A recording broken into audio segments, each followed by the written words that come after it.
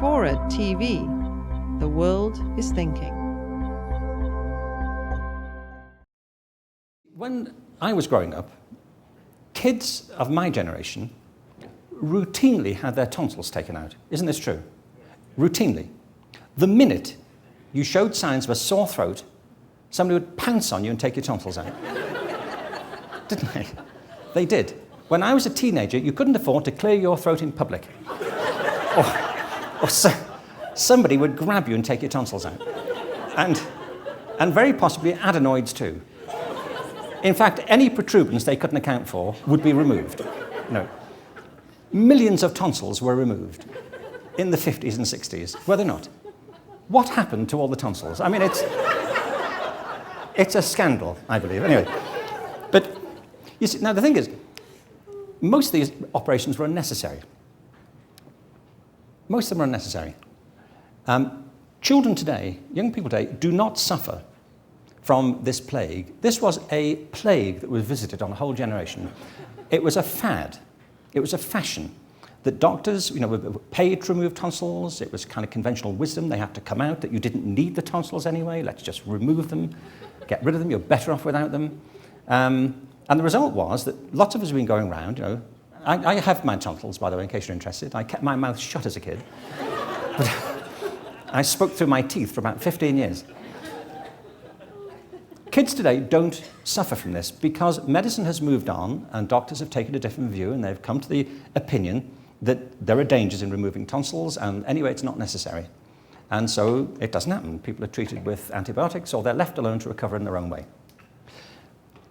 This generation of kids has avoided the false plague of tonsillectomies. But I believe they're subject to another plague that we didn't have to go through. A plague that's equally fallacious, that is extravagantly overestimated and is causing misery, I think, to lots of kids. What I mean is the plague of ADHD. Now, I don't mean to say that there is no such thing as ADHD. I'm not qualified to say that. It's not my field, but I've spoken to lots of people whose field it is. There's a general view that there is such a thing. It's not a single thing, that there is a kind of complex of conditions that are broadly called ADHD. It shows itself in different ways. I think what we also know is, though, that children, young people, like adults, are tremendously diverse.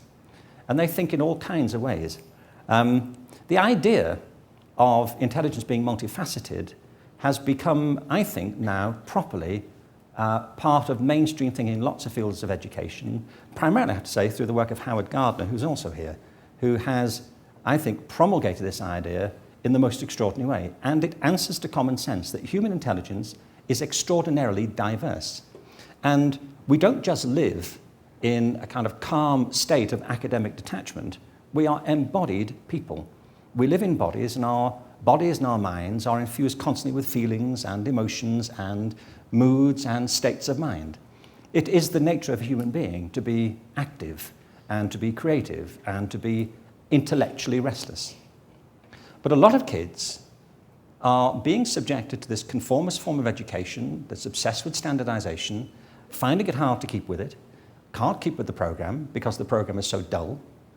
And one of the answers we've now come up with is to sedate them to keep them with the program, to promote a sense of normality for those who seem to deviate from it. Now, as I say, I don't mean to say there's no such thing as it, but I believe if we've developed education systems in which we can only command people's attention by anesthetizing them, then it's time we rethought some of the basic premises.